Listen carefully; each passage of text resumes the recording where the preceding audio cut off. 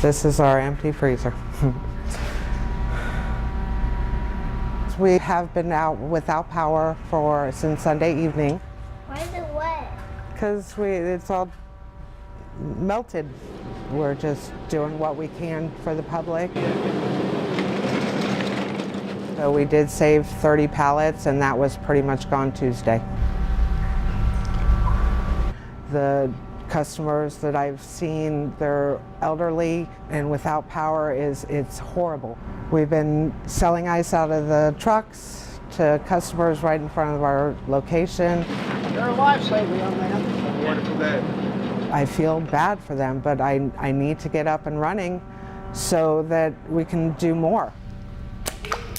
Right now, it's costing us more to ship in ice, so we're not making any money.